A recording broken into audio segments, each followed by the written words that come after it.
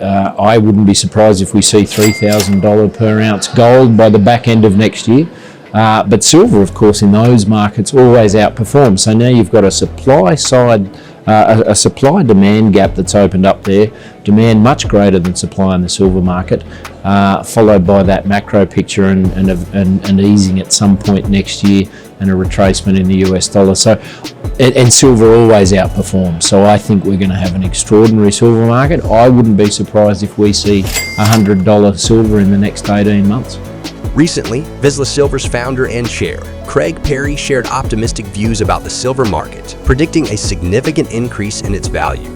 He envisions gold potentially reaching $3,000 per ounce by next year's end and sees an even more impressive upswing for silver. Silver always outperforms gold, and I wouldn't be surprised if we see $100 in silver in the next 18 months, he remarked.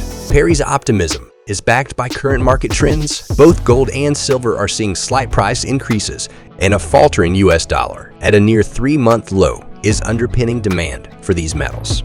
Gold, now trading over $2,000 and close to a 6-month peak, is drawing significant interest. Last week, silver notably surged, crossing the crucial $23.75 mark, marking its second straight week of gains, highlighting a supply shortfall in the silver market. Parry notes it's around 15 to 20% below current demand. He mentions that interest rate reductions and a weaker dollar could push up the prices of these metals within the next year.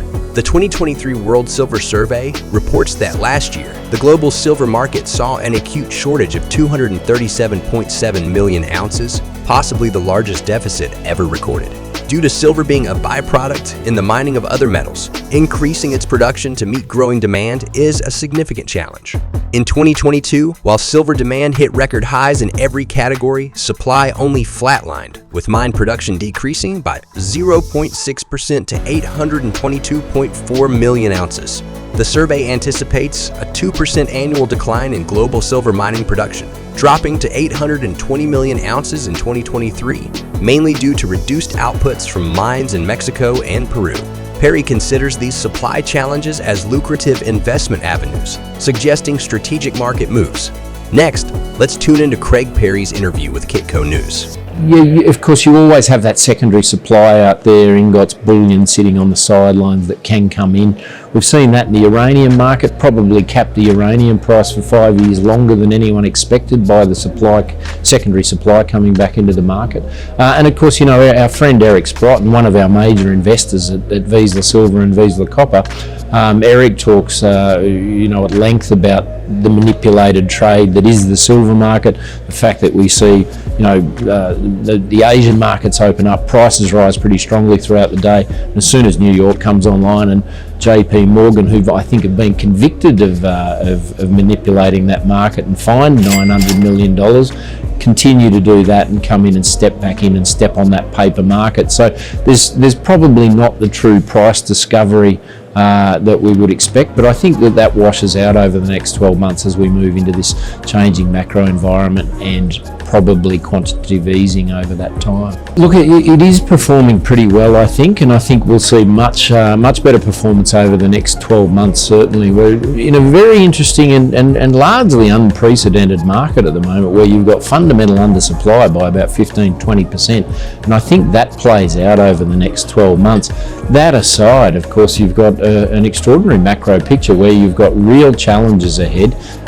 We think that we're going to see US cutting interest rates. We'll see the dollar start to retrace, in which case, we saw this precedent in 2008, 2009, where the dollar came off during the GFC, and metal prices performed extraordinarily well. The gold price started at 1,300, went to 600, and then was back at 1,300 or 1,400 pretty quickly within a year. We've got the same setup coming here, I think, and you're going to see. I wouldn't be surprised if we see $3,000 per ounce gold by the back end of next year. But silver, of course, in those markets always outperforms. So now you've got a supply side, a supply-demand gap that's opened up there. Demand much greater than supply in the silver market, followed by that macro picture and easing at some point next year and a retracement in the US dollar. So and silver always outperforms. So I think we're going to have an extraordinary silver market. I wouldn't be surprised if we see $100 silver in the next 18 months. Well, we're supply side tragics, of course. I don't look too much at the silver picture other than to understand that fundamental supply demand gap, and where things are trading and heading.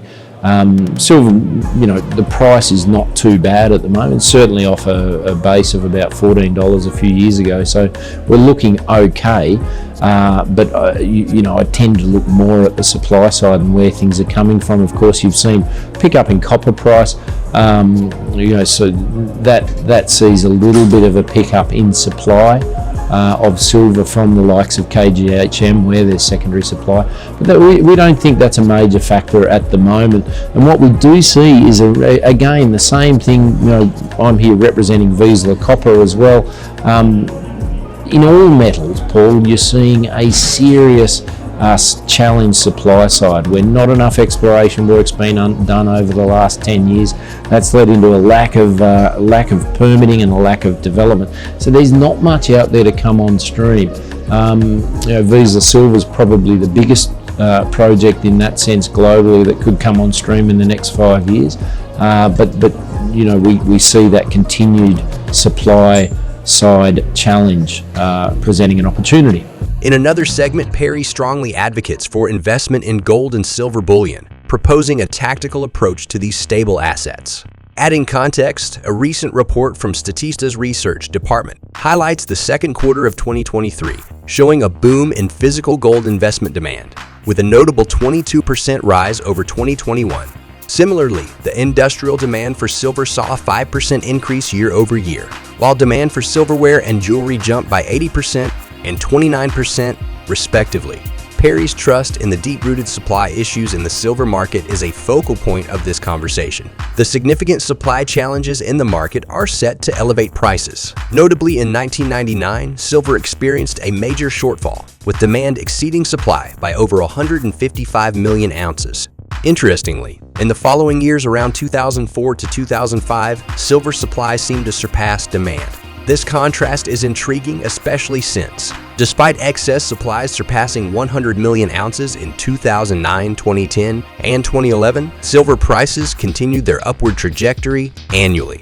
Let's return to the interview for more insights. Metals Park. I was down at the New Orleans Investment Conference, Brian Lundine's conference there the other day. John McLeod asked the question of his audience, who here owns a Tesla? And I think of about 30 people. One person put up their hand. Who owns silver and gold bullion? And everyone, 99.9% of the people in the room, put up their hand. So you've got that there.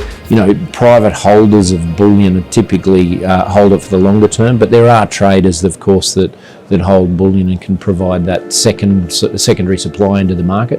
But we think that that's a minor issue. And when you've got such a big market as silver in deep, and I think although those challenges around permitting particularly are much greater than they have in all of history. So trying to get a project developed in this day and age, very, very tough. I think there are a bunch of smaller projects that could come on stream that supply the market modestly, but that's not going to go bridge that 20% supply demand gap.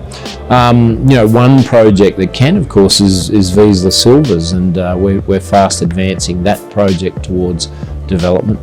And we'll come back to that, I think. Yeah, look, 100%. We're in a very fortunate position there.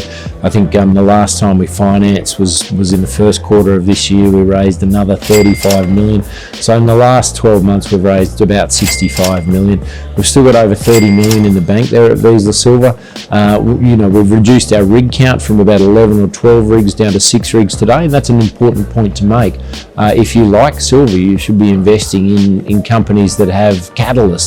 And so we've still got 6 rigs turning. We're working on a resource upgrade there. We've drilled over 90,000 metres this year so far, so good news coming out on that front. I think we'll have a resource upgrade first quarter of next year, which I think will be very, very important for our investors and shareholders. So a lot going on in the background there, but plenty of good catalysts to get Visa Silver's share price to where it should be. And if you look at some of those comps, I think where we're heading is a mag silver type valuation. We're at about 350 million today. Mag Silver's at about 1.2, 1.3 billion. I think our project's considerably better than Mag Silver's. They've got a fabulous project, of course, but we control ours 100%. We control that district 100%. So, that's where we're heading over the next 12 to 18 months, I think.